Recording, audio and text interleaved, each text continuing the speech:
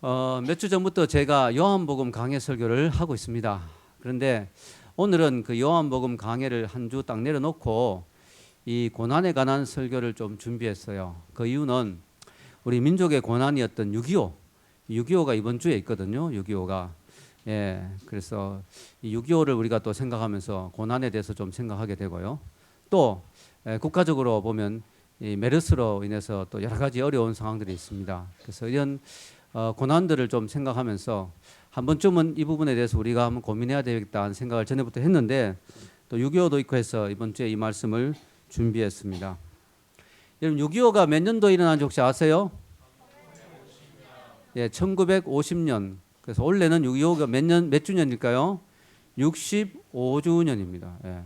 6.25가 일어난 지 지금 65년이 지났는데도 이 전쟁이 아직 끝나지 않았어요.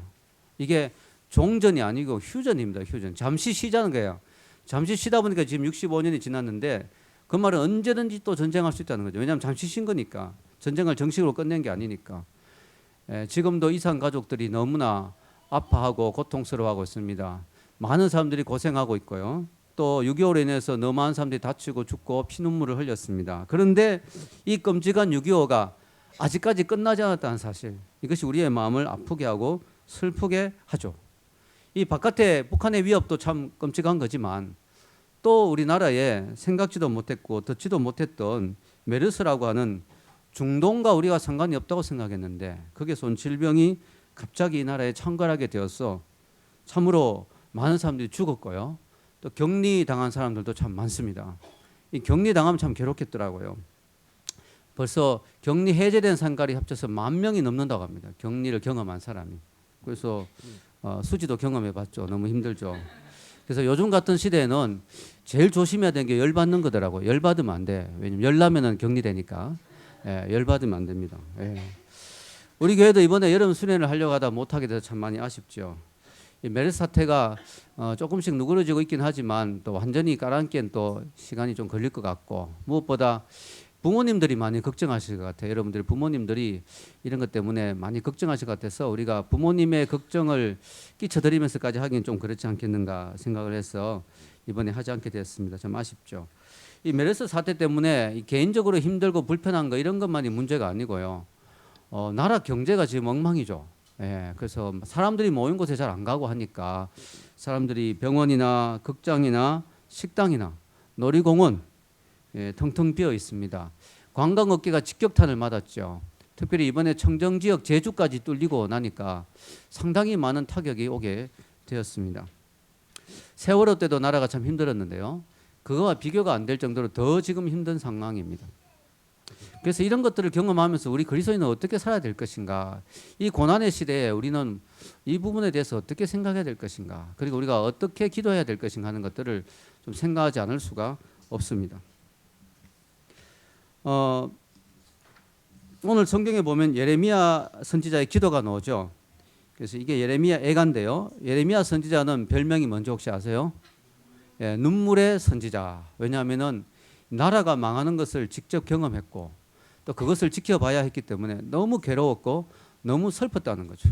그래서 나라가 망하는 것 때문에 너무너무 눈물을 흘렸기 때문에 눈물의 선지자라는 별명을 가지고 있습니다. 여러분 오늘 성경에 예레미야서 19절과 20절 같이 한번 읽어볼까요? 시작. 내 고초와 재난 곧 쑥과 담즙을 기억하소서. 내 마음이 그것을 기억하고 내가 낙심이 되오나. 이렇게 됩니다. 예.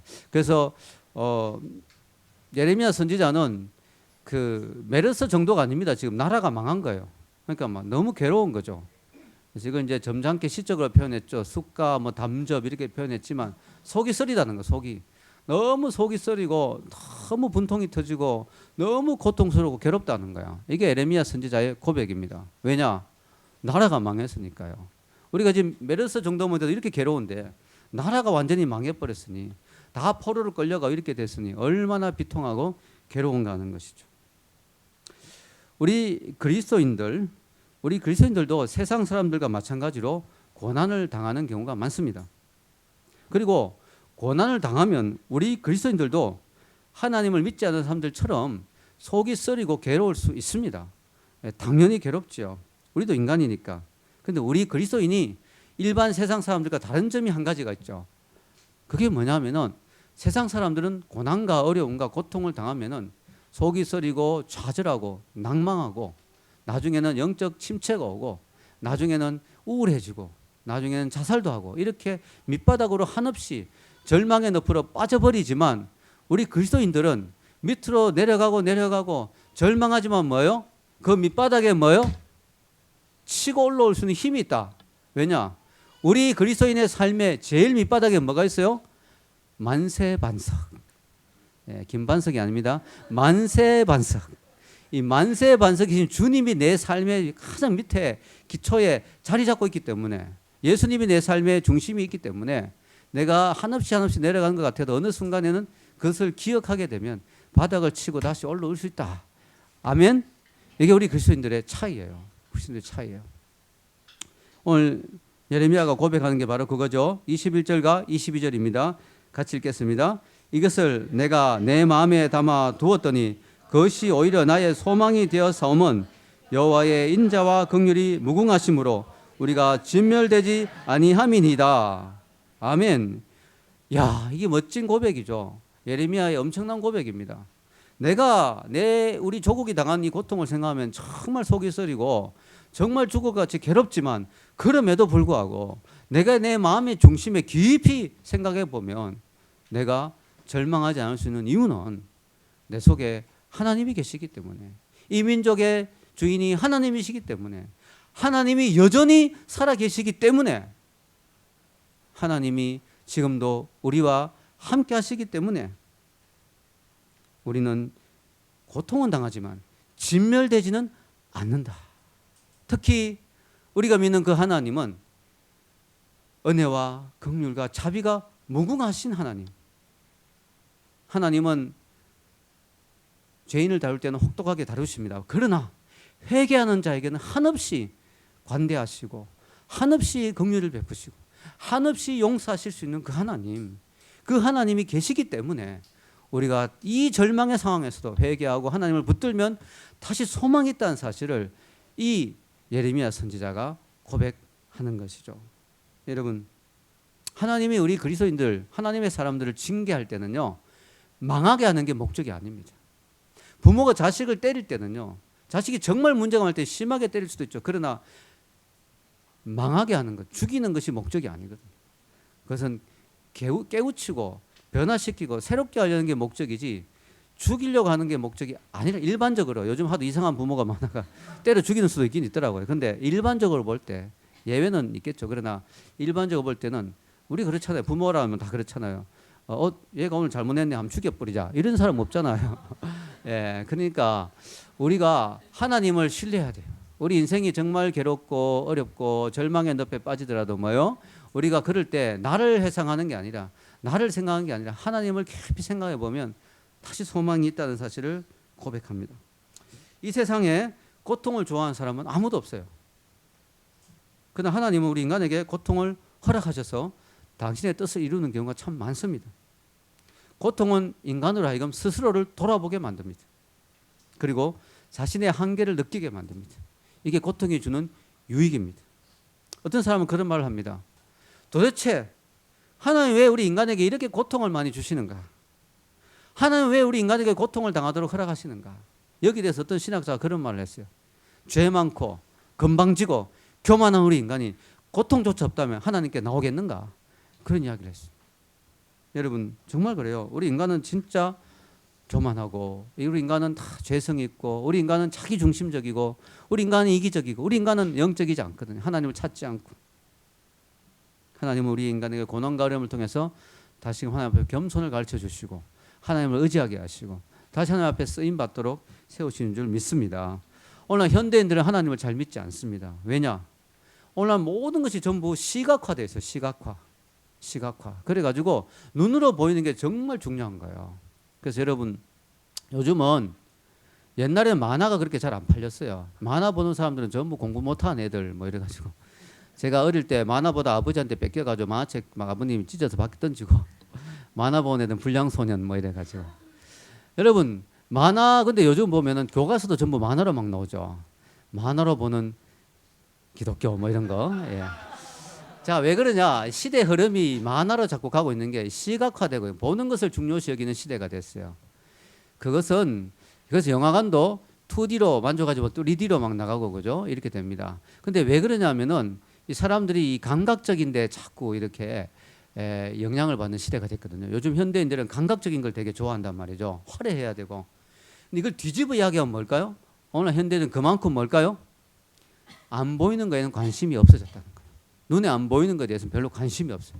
그래서 하나님을 이야기해도 관심이 없어요. 왜냐? 안 보인다는 거지. 나하고 별 상관없다는 거지. 천국을 이야기해도 코웃음 칩니다. 왜냐?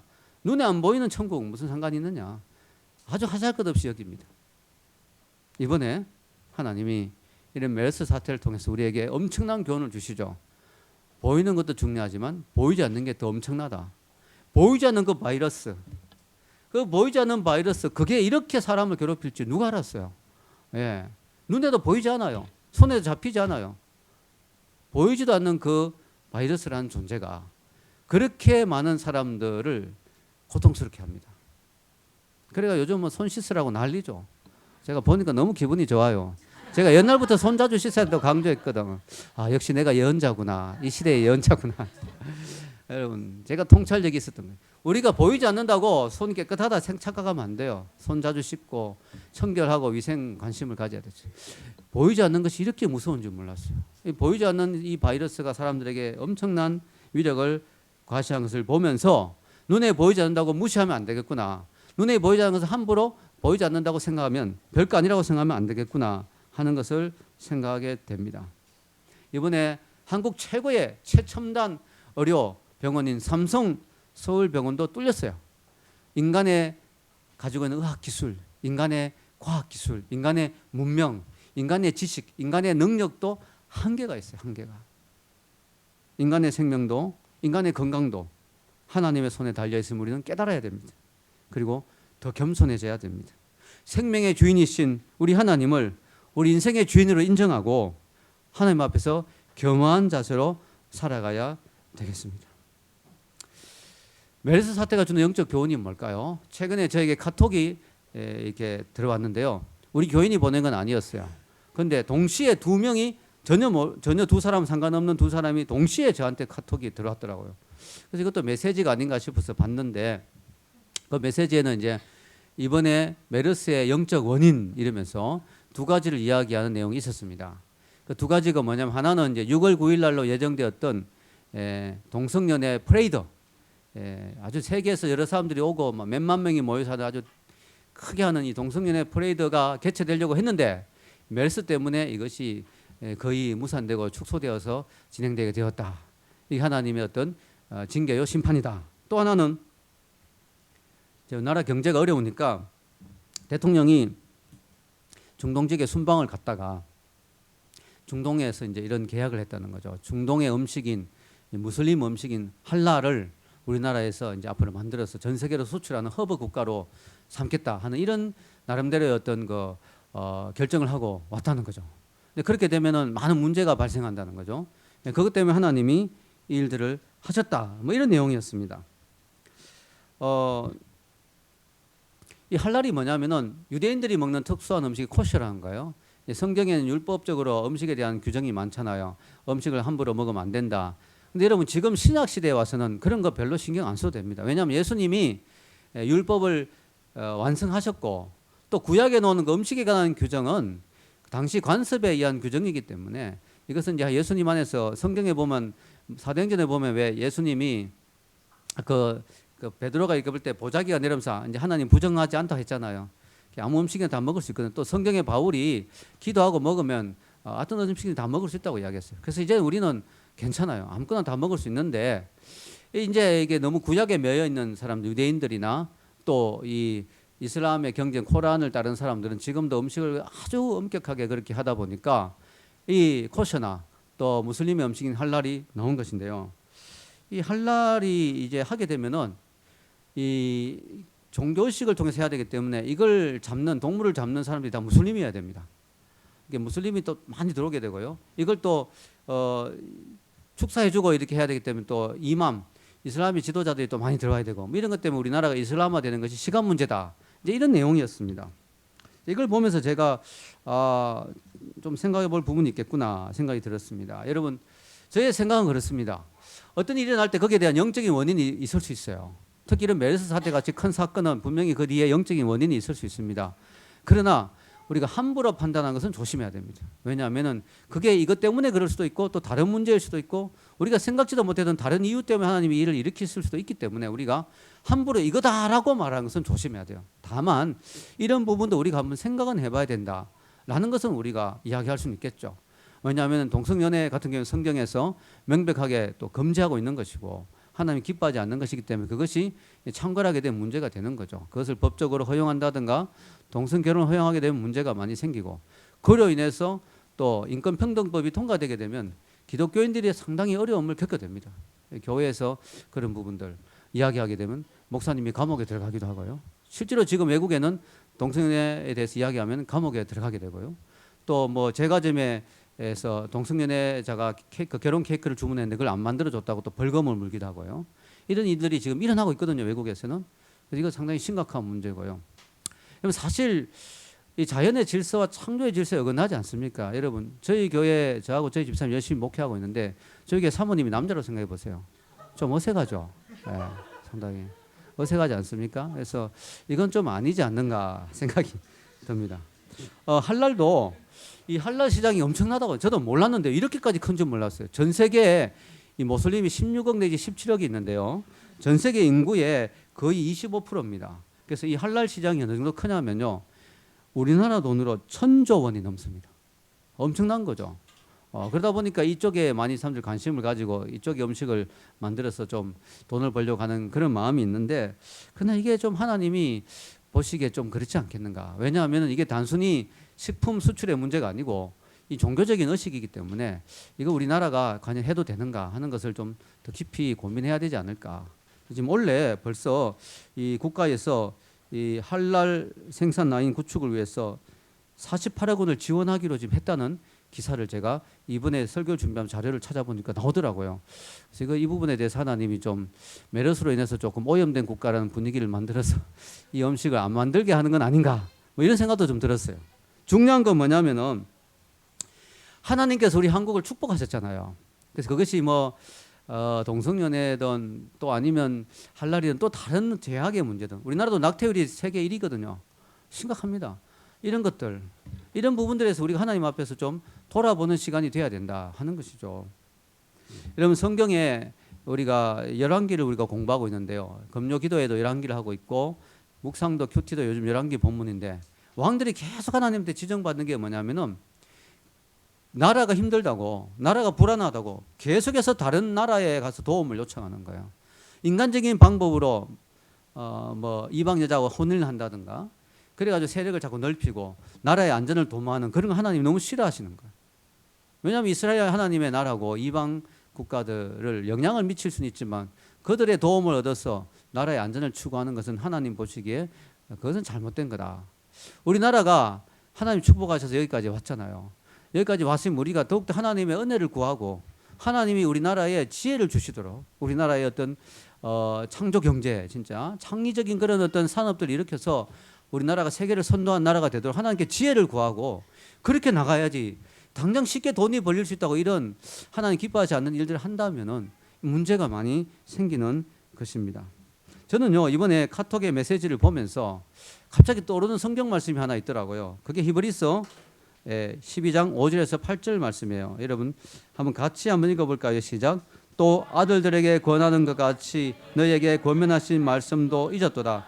일러스되 내 아들아 주의 징계하심을 경히 여기지 말며 그에게 꾸지람을 받을 때에 낙심하지 말라. 주께서 그 사랑하시는 자를 징계하시고 그가 받아들이시는 아들마다 채찍질 하심이라 하셨으니 너희가 참음은 징계를 받기 위함이라. 하나님이 아들과 같이 너희를 대우하시나니 어찌 아버지가 징계하지 않는 아들이 있으리요. 징계는 다 받는 것이오늘 너에게 없으면 사생자요 친아들이 아니니라. 아멘. 이 말씀에 따르면은 잘못을 하였을 때 하나님의 징계가 임한다는 것은 그가 하나님의 자녀라는 뜻입니다. 명백히 잘못된 길을 가고 있는데 아무런 징계가 없다면 그게 좋은 게 아니죠. 그것은 그가 하나님과 상관없는 사람이라는 것, 하나님의 자녀가 아니라는 증거라는 거죠. 이 말씀을 제가 알고 있었지만 이번에 메르스 사태에 대한 그 카톡 메시지를 보면서 이 말씀이 갑자기 떠오르면서 그런 생각이 드는 거예요. 아, 어떤 면에서는 감사하다. 하나님이 이 나라를 아직까지 버리지 않으셨구나. 하나님 이 나라에 지금 개입하고 간섭하시는구나. 그런 생각을 하면서 감사한 마음이 들었어요. 여러분, 저는 메르스 사태가 심각해질 때 이 나라가 저주받은 건 아닌가 이런 식의 마음이 좀 들었어요. 왜냐하면 이 나라에 막 질병이 생기고 이러니까 이 나라가 하나님 앞에 저주받은 거 아닌가. 그런데 이런 부분에서 하나님이 징계일 수도 있다고 생각을 하니까 그 징계의 원인이 뭔지는 정확하게 모르지만 징계일 수도 있다고 생각하니까 오히려 안심하는 마음이 들고 감사한 마음이 들더라고요. 아, 하나님 아직까지 우리나라를 버리지 않으셨구나. 하나님 우리나라에게 지금도 관심을 가지고 계시구나. 간섭하고 계시구나 하는 것을 깨달으면서 위로가 되고 소망이 생기더라고요. 여러분, 우리 민족이 사실 하나님 앞에서 많은 복을 받았는데 많이 하나님 보시기에 어긋나고 있는 게 많잖아요. 이런 걸 통해서 하나님이 우리나라를 다시 한번 되돌리키고 다시 한번 영적으로 바로 세우기를 원하신다는 거 우리가 다시 한번 생각해 봐야 됩니다. 이걸 깨닫게 되니까 제가 기도가 바뀌는 거예요. 그전까지 제 기도가 이거였어요. 하나님, 제가 날마다 기도했거든요. 나라를 위해서. 하나님, 우리 나라의 메르스 빨리 없애주세요. 빨리 진정시켜 주세요. 이렇게 기도했는데 제 기도가 바뀌었어요. 어떻게 기도하게 되냐. 하나님, 하나님의 뜻 가운데 메르스가 일어났다면 하나님, 빨리 진정된 것도 중요하지만 이 메르스를 통한 하나님의 뜻을 알게 해주세요. 이 메르스를 통해 하나님 뭘 말씀하시려고 하는지를 깨닫게 해주세요. 그렇지 않으면 이 메르스가 진정되더라도 고생만 실컷 하고 남는 게 없잖아요. 이렇게 나라가 대외적으로 이미지가 나빠지고 말이죠. 이렇게 경제에 타격을 받았는데 이렇게 어려움을 겪었는데 우리나라가 메르스가 빨리 진정된다고 좋아할 것만이 아니라 이 메르스를 통해서 우리가 교훈을 못 얻는다면 영적으로 깨우치지 못한다면 우리가 손해만 보는 거 아니냐 이거죠. 그래서 그런 기도가 나오는 거예요. 하나님, 이 메르스를 통해서 하나님이 이 나라에 뭘 말씀하시려고 하십니까? 무슨 뜻이 있으십니까? 이것을 깨닫고 알게 해주세요. 할렐루야. 그런 기도가 나오는 거죠. 여러분도 그렇게 기도하면 좋을 것 같아요. 우리가 만약에 메르스를 겪으면서 고통만 당하고 남는 게 없다면 아쉽죠. 안타깝죠. 그런 것은 손해죠. 사실 미국이 그랬거든요. 2001년 9월 11일 미국의 뉴욕의 쌍둥이 빌딩에 엄청난 항공기 테러 사건이 발생했습니다. 저도 그때 미국에 있었는데요. 정말 끔찍한 사건이었죠. 수많은 사람이 목숨을 잃었습니다. 우리나라에서 비상전화가 119거든요. 119. 여러분 급하면 119 전화하죠. 미국은 뭘까요? 911이에요. 그래서 미국 사람들은 급하면 하는 말이 911 이러거든요. 911 전화해라. 그런데 어떻게 하필이면 이 사건이 이 뉴욕 테러가 9월 11일 날 일어났는가. 그래서 어떤 사람은 이것은 미국을 깨우는 하나님의 웨이크 콜이다. 그래서 깨우는 웨이킹하는 콜이라는 거예요. 여러분, 문제는 뭐냐? 미국이 이런 엄청난 하나님이 이 경고를 주셨는데 미국이 깨닫지 못하고 있다는 게 문제죠. 처음 몇 주 동안은 교회 숫자가 늘어났어요. 예배 숫자가. 교회가 좀 부흥되는 것 같았어요. 그리고 미국 국회의원들이 하나님 없다 그러고 막 정치만 싸움하던 사람들이 막 국회의사당에서 막 손잡고 막 God bless America 막 노래 부르고 막 이러는 거예요. 야, 이 사람들이 정신 차리는구나 싶었는데 웬걸 몇 주 안 지나니까 그것도 가라앉고 그 미국의 9.11로 인해서 미국 사람들이 대대적인 회개 운동을 벌였다든가 영적 하나님 앞에 돌아섰다든가 미국이 많은 죄들을 끊었다든가 하는 그런 결과가 나오지 않고 있어요. 오히려 그 위에 미국은 더더욱 타락의 길로 가서 동성결혼을 합법화하고 더 많은 죄를 짓고 이런 것들을 우리가 보게 됩니다. 너무 안타까운 거죠. 그래서 요즘 미국을 보면 위태합니다. 하나님이 그 정도로 큰 사건으로 엄청난 사건으로 하나님이 3천 이상이 죽었지 않습니까? 그런 사건으로 하나님이 경고를 하셨는데 만약에 깨닫지 못한다면 하나님이 그 다음에 무슨 경고를 하실까 걱정이 되는데요. 최근에 보니까 샌 안드레아스라는 영화가 나왔어요. 이 영화가 뭐냐면 미국의 샌 안드레아스 지역 캘리포니아 그쪽이 지진이 심하거든요. 그쪽 지청이 완전히 뒤집어져 가지고 엄청나게 많은 사람들이 죽는다는 영화예요. 그래서 야, 이 다음에는 큰 거 한 방 오는 거 아닌가 하는 그런 두려움이 생깁니다. 미국 가시는 분들 기도 많이 하고 가셔야 됩니다. 진짜 농담이 아니고. 그러면 미국만 그런가? 한국도 마찬가지죠. 하나님이 한국을 IMF로 경고를 하셨어요. IMF로 정신 차려라. 너희들이 영적으로 많이 하나님을 떠나고 있다. 이스라엘 사람들이 하나님이 엄청난 경고를 하셨잖아요. 그런데 하나님 우리나라에도 IMF로 IMF 뜻이 IMF 내가 F 받았다 이거. 그래서 우리나라가 진짜 하나님이 F를 주신 거예요. 넌 F다 이건 아니다.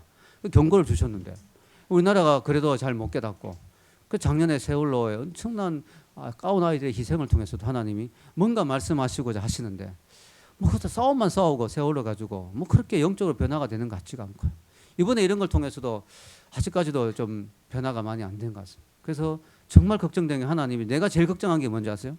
하나님이 혹시 마지막 카드를 쓰시면 어떡하지? 마지막 카드가 뭘까요? 북한이에요. 북한. 마지막 카드가 북한이란 말이죠. 자, 여러분에게 공포심을 주기 위해서 한 이야기가 아니고 북한이 붙어 있잖아요. 우리하고. 북한이 대량 살상 무기를 가지고 있어요. 여러분 이 메르스는 아무것도 안 해요. 미국은 지금 생화학 무기를 엄청나게 갖추고 있는데 탄저균 최근 우리나라에서 지금 또 택배로 왔잖아요. 탄저균 그게 100kg만 뿌려져도 서울 상공에 바로 300만 명이 죽는다고 합니다. 엄청난 지금 북한이 옆에 있단 말이죠. 이런 것도 우리가 생각하면 하나님이 이 마지막 카드를 안 쓰시도록 우리는 회개해야 돼요. 회개해야 되고 하나님 앞에 엎드려야 됩니다. 아멘.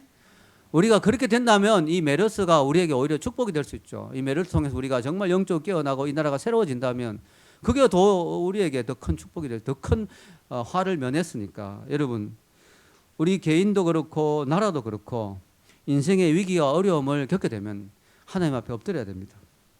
하나님 앞에 엎드리고 하나님을 구해야 됩니다. 미국에서 911 9.11 사건이 일어났을 때 어떤 사람이 그렇게 이야기했어요. 9.11 테러가 일어나는 그 순간 하나님은 어디 계셨는가? 미국이 하나님을 믿는 나라인데 9.11이 일어나는 그 순간에 하나님은 왜 우리를 도와주지 않았는가? 하나님은 어디 계셨는가? 그렇게 이야기를 했어요. 그때 어떤 목사님이 이런 멋진 대답을 했어요. 그 시간에 하나님이 어디 계셨냐고? 우리가 있는 가정과 사회와 기업과 나라에서 학교에서 교과서에서 하나님을 먼저 내쫓은 게 누군데? 미국이 그 축복받은 나라 미국이 God bless America 정말 하나님의 놀라운 축복으로 세워진 그 미국이 하나씩 하나님을 쫓아냈단 말이에요. 쫓아냈어요. 학교에서도 쫓아내고 학교에서 공립학교에서 기도하고 예배를 시작하고 기도하고 학교 공부를 시작하고 성경을 가르치던 학교 하버드 예일이 전부 기독교 정신으로 세워진 그 학교들이 다 하나님을 내쫓아 버렸어요. 하나님 필요 없습니다. Go away. 하나님 필요 없습니다. 저리 가세요. 필요 없어요. 기업체에서 하나님을 쫓아냈어요. 가정에서 하나님을 쫓아냈어요. 국가에서 하나님을 쫓아냈어요. 그랬던 그들이 하나님 어디 계셨냐고 묻는다는 게 모순되지 않느냐는 거죠. 저는 그게 너무나 와닿더라고요. 여러분 우리가 하나님을 우리 삶에서 쫓아내면 안 돼요. 하나님 우리 삶에서 내밀면 안 돼요. 하나님 우리 삶에서 내치면 안 돼요. 우리가 잠시 하나님을 옆으로 밀어두었더라도 우리가 이런 인간적인 어려움을 겪게 되면 다시 하나님을 품어야 돼요. 다시 하나님 앞에 나와야 돼요. 하나님 우리 삶에 내 삶에 내 가정에 우리 국가에 우리 민족에 내 기업체에 내 학교의 주인으로 다시 모셔야 됩니다. 아멘. 하나님께 제자리를 돌려드려야 됩니다. 하나님 제 인생에 다시 주인이 되어 주십시오. 제 기업의 주인이 되어 주십시오. 우리 가정의 주인이 되어 주십시오. 이 나라의 민족의 하나님이 주인이 되어 주십시오. 당신이 하나님이 다스려 주십시오. 아멘. 그렇게 돼야 되는 거예요. 여러분 하나님을 떠나게 되면요 파멸이에요. 파멸. 성경은요 끊임없이 하나님을 기억하라, 하나님을 잊지 마라. 하나님 아시거든요. 그들이 하나님을 축복을 받아 출애굽까지 했고 엄청난 축복을 누렸지만 그들이 가나안에 들어가면 타락할 수 있다는 사실 하나님 아셨어요. 인간의 연약함. 사사기 시대를 겪으면서 400년의 죄악의 사이클이 돌고 난 뒤에 왕이 세워지고 난 뒤부터 타락의 길을 가기 시작하는데요. 걷잡을 수가 없습니다. 하나님은 계속해서 경고하십니다. 선지자를 통해서. 하나님은 말없이 심판하시지 않고 계속해서 이야기하십니다. 하나님 잊지 마라. 왜 그렇게 이야기하세요? 하나님이 자기를 자꾸 높임을 받기 위해서 그러시는 게 아니라 인간이 하나님을 떠나게 되면 파멸과 저주와 절망밖에 없다는 걸 아시기 때문에 하나님은 우리를 사랑하시기 때문에 계속해서 말씀하시고 경고하시는 것이죠. 하나님의 백성이라고 하는 이스라엘 사람들이 당한 고통을 보면 너무 마음이 아픕니다. 하나님을 알지도 못한 이방 나라들에게 비참하게 망하고 포로로 끌려가고 하나님의 임재의 상징인 법궤도 빼앗기고 자신의 아이들 잡아먹어야 되는 상황까지 생기고 왕이 눈이 뽑혀가지고 끌려가고 이런 끔찍한 일이 이스라엘에 일어났단 말이에요. 너무 끔찍하지 않습니까? 어떤 사람은 그렇게 이야기합니다. 성경을 보다가 시험에 듭니다. 왜? 하나님이 가나안 사람을 진멸한 걸 보니까 시험 듭니다. 멀쩡하게 열심히 잘 살고 있는 가나안 백성들을 이스라엘 사람들 보내가지고 다 때려잡고 다 죽이고 하는 것을 보니까 시험이 됩니다. 그런 사람이 있어요. 이해가 됩니다. 그런데요, 중요한 사실이 있어요. 가나안 사람들이 멀쩡하게 잘 살고 있었던 사람들이 아니었다는 사실. 하나님 보시기에 극악한 죄악을 저지른, 하나님을 떠나고 이방의 우상들을 우상을 엄청나게 섬기고, 종교의식 자체가 완전히 간음행위고, 사제가 완전히 창녀고, 몰렉이라는 신에게는 막 아이를 불에 태워 죽이고 막 자기 아들을 바치고, 이런 끔찍한 죄악, 도덕이 땅에 떨어지고, 이런 강포와 죄악과 폭력과 살인이 간음이 난무하는 그 가나안 땅을 하나님이 이스라엘 통해서 심판하신 거예요.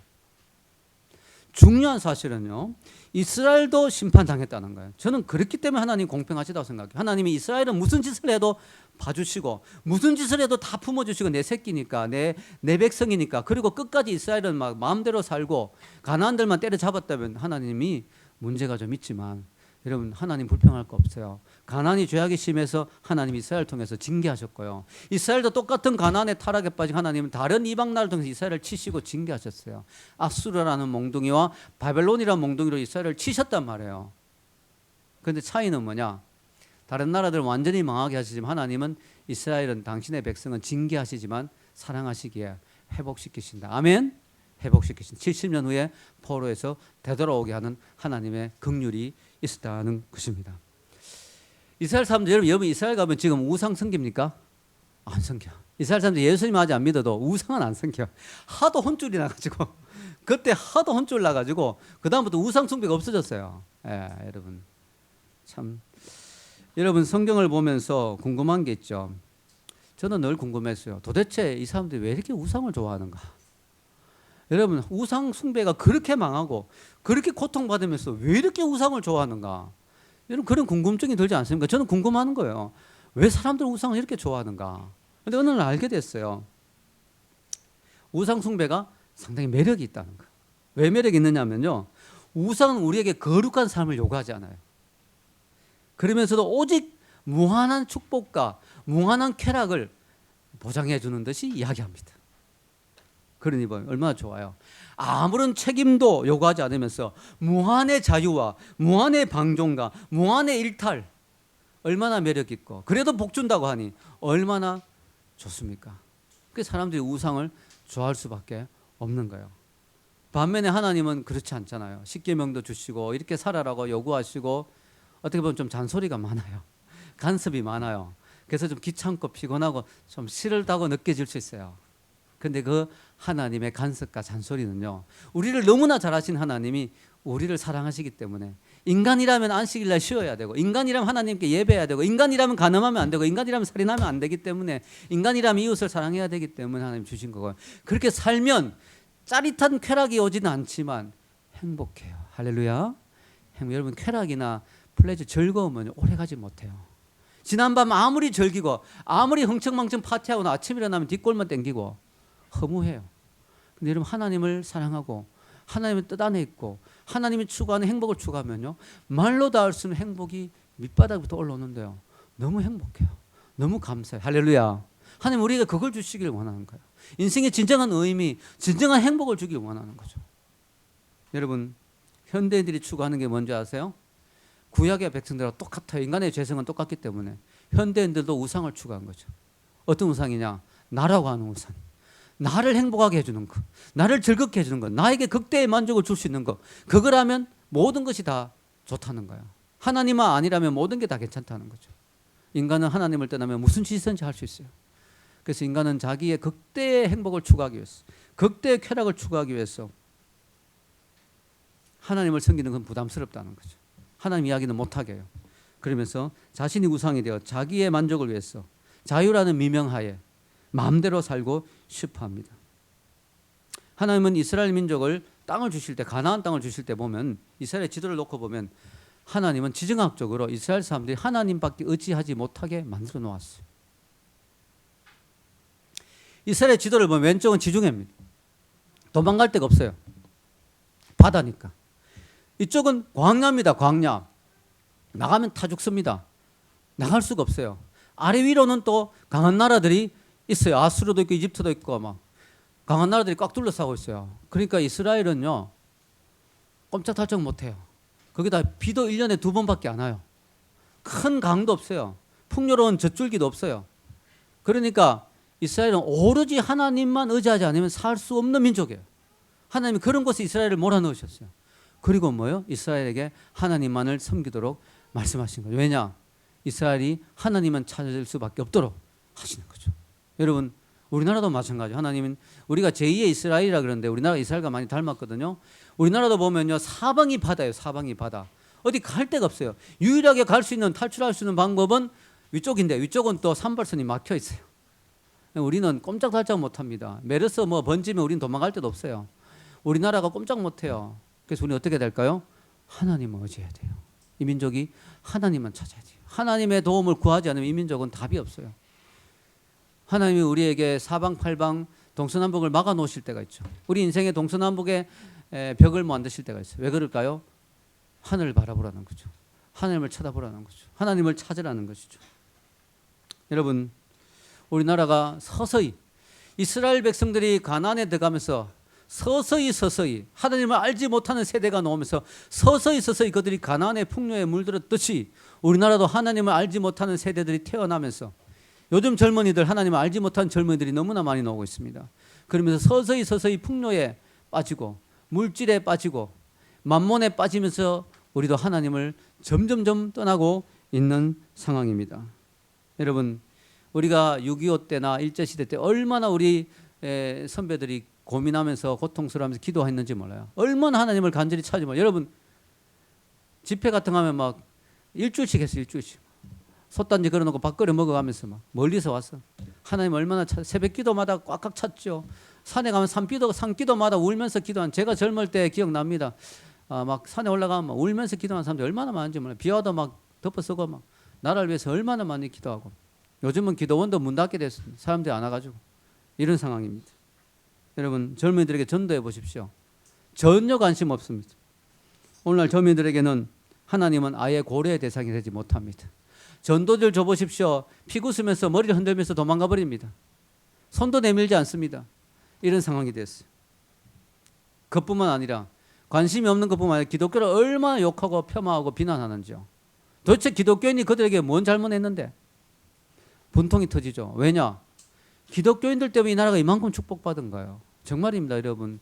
6.25 때도 미국이 기독교 국가잖아요. 미국이 참전해서 우리를 도와줬고 또 뭐요? 일제시대 때 독립운동하는 사람 대부분 기독교인이었어요. 여러분 아세요 그거? 유관순 누나도 할머니죠. 유관순 할머니도 기독교인이었고요. 도산 안창호도 기독교인이었고요. 여러분 백범 김구도 다 기독교인들이 나라를 여러분 6.25 일제시대 때 3.1 운동할 때 태극기를 흔들었잖아요. 그 태극기가 어디서 나온 태극기입니까? 여러분 그때 지금 이렇게 같은 복사기가 어디 있어요? 유일하게 복사기가 있는 곳이 교회예요.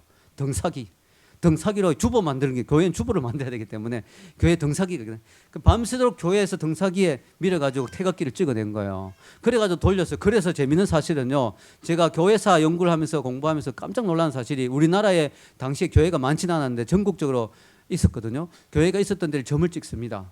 우리나라 지도에. 그리고 3.1 운동이나 만세 운동이 났던 곳에 찍어요. 그리고 두 개를 겹쳐보면 정확히 일치합니다. 우리나라의 교회들이 이 나라를 위해서 독립해서 생명 바치면서 운동하고 그렇게 했단 말이죠. 6.25 이후에도 우리나라가 얼마나 많이 민족을 위해서 사람들이 기도했습니까? 그래서 이렇게 복을 받았는데 그걸 모르고 기독교인들 욕하는 거 보면 참 안타깝고 마음이 아픕니다. 하나님을 모르는 세대가 일어나면서 망각의 세대로 흘러가고 있습니다. 하나님을 잊어버리고 구약 성경의 대부분은 이스라엘의 역사입니다. 여러분 구약 성경을 공부하면서 이런 생각이 들지 않습니까? 우리나라 역사도 다 모르는데 왜 남의 나라 역사를 공부해야 되느냐? 이스라엘의 역사니까. 우리나라 아니잖아요. 여러분 알아야 될 사실은 구약 성경 이스라엘의 역사는 단순히 한 나라의 역사가 아니에요. 그 이스라엘 하나님 택하신 민족으로서 하나님이 그 이스라엘의 역사를 통해서 하나님 우리 개인에게 우리 민족에게 주시는 교훈이 있기 때문에 영적인 교훈이 있기 때문에 우리가 그 이스라엘의 역사인 구약을 공부해야 되는 거죠. 왜냐하면 인간이 지은 죄, 인간의 모든 모습들이 구약에 그대로 되풀이되고 지금도 되풀이되기 때문이죠. 고린도전서 10장 11절 같이 읽겠습니다. 그들에게 일어난 이런 일은 본보기가 되고 또한 말세를 다 만난 우리를 깨우치기 위하여 기록되었느니라. 아멘. 성경은요, 한 나라의 역사로 끝난 책이 아니에요. 모든 성경 하나님의 감동으로 된 것을 교훈과 책망과 바르게 한가 의로 교육하기에 유익하니 왜 그렇게 하셨느냐? 하나님은 이스라엘의 역사를 통해서 모든 민족에게 하나님을 잘 믿어야 복받는다. 하나님을 떠나는 사람은 하나님 떠나는 사람과 개인과 나라는 고통 가운데 있다는 것을 보여주시는 거죠. 어떤 사람은 메르스 사태로 인해서 지금 정부를 원망합니다. 대통령을 원망합니다. 방역 당국을 원망합니다. 물론 그들이 잘못한 것이 많습니다. 이번에 메르스 사태가 끝나면 그들은 다시 한번 자신들을 돌아보고 나라의 여러 가지 보건이나 방역을 다시금 새롭게 해야 될 것입니다. 여러분, 그러나 중요한 것은요, 우리가 적어도 그리스도인이라면 남을 먼저 탓하기 전에 우리 자신을 먼저 돌아봐야 됩니다. 나는 주님 앞에서 바로 살았는가? 나는 주님 앞에서 정직했는가? 나는 주님 앞에서 진실했는가? 나는 주님 앞에서 말씀대로 살았는가? 우리 자신을 먼저 돌아봐야 되는 거죠. 전 요즘 순종이란 말의 의미가 좀 새롭게 와닿더라고요. 그전에 순종은 이런 거예요. 저 사람에 가서 돈을 좀 도와줘라, 힘드니까. 예, 주님 순종하겠습니다. 내 지갑을 돈을 주고.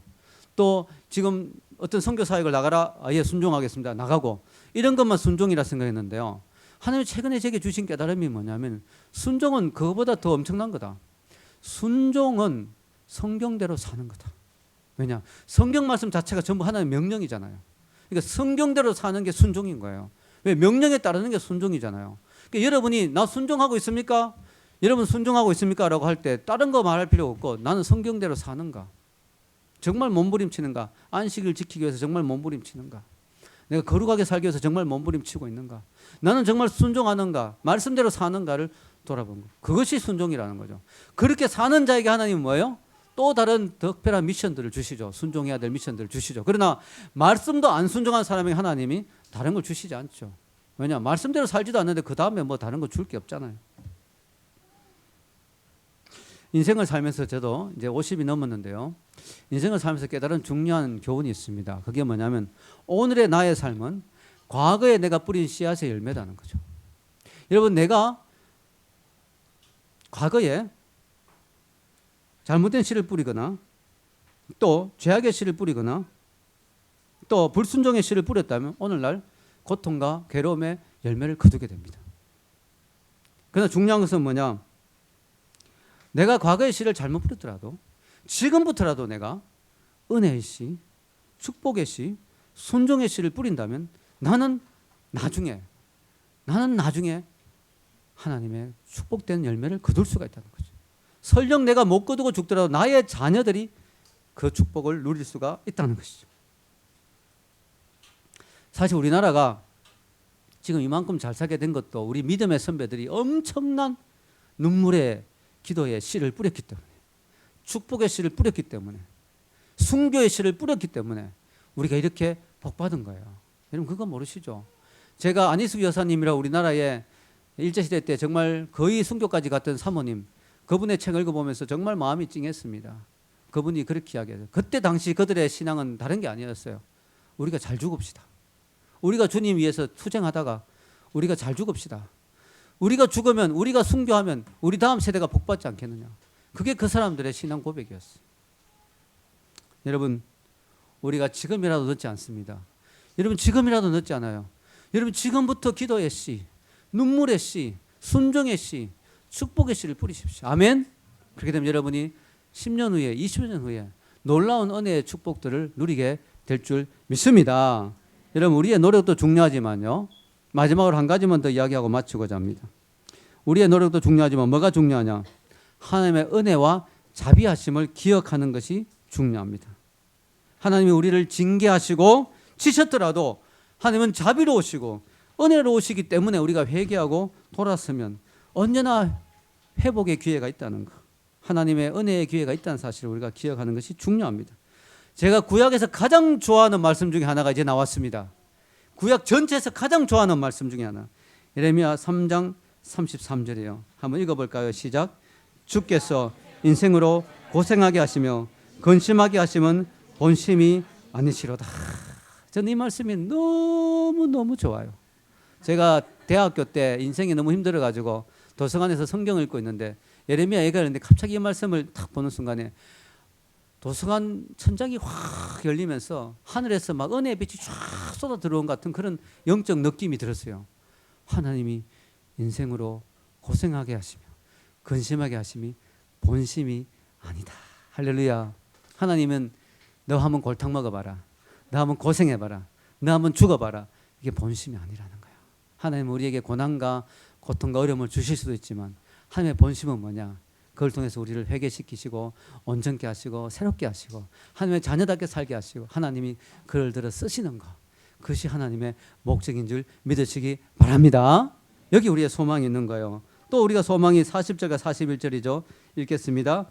우리가 스스로 우리의 행위들을 조사하고 여호와께로 돌아가자. 우리의 마음과 손을 아울러 하늘에 계신 하나님께 들자. 우리의 소망은 하나님이, 우리 아까 위에 읽은 말씀 여호와의 인자와 긍휼이 무궁하다 그랬잖아요. 그게 우리의 소망이죠. 그래서 우리가 해야 될 일이 뭐냐? 우리는 이제 눈을 들어 하나님을 바라보고 우리의 손을 들고 하나님께 기도하고 우리의 행위를 조사하고, 혹시 하나님 내가 잘못한 게 있습니까? 돌아보면서요. 이번에 저희 장모님이 저한테 영상을 하나 보내주셨는데요. 너무너무 감동적인 영상이었어요. 그래서 제가 오늘 오후에 전체 카톡에 여러분 올리고자 합니다. 우리나라 국회의원이 했는 그 내용인데요. 너무너무 감동적이더라고요. 이번에 이런 메르스 사태하고도 연결이 좀 되는 것 같아요. 꼭 보시고요. 느낀 점도 있으면 또 이렇게 댓글로 올려주시면 좋겠어요. 너무너무 많은 것들을 생각하게 하는 그런 영상이었어요. 그 영상에 보면 이분이 고신척에서 자라서 어릴 때부터 신앙 교육을 잘 받았는데 조금만 어려운 일이 생기면 그렇게 기도하는 게 습관이래요. 하나님, 제가 혹시 어긴 계명이 있습니까? 하나님, 제가 혹시 잘못한 게 있습니까? 조금만 힘들어지면 그렇게 묻는다는 거예요. 저는 그게 참 귀하다고 생각해요. 우리의 행위를 조사하고 우리의 부족함이 있었는가, 하나님 앞에서 우리의 연약한 부분이 있었는가, 우리의 행위를 조사하고 다시 손을 들자, 다시 하나님 앞에 나가자, 하나님께 마음과 손을 아울러 하나님께 들자.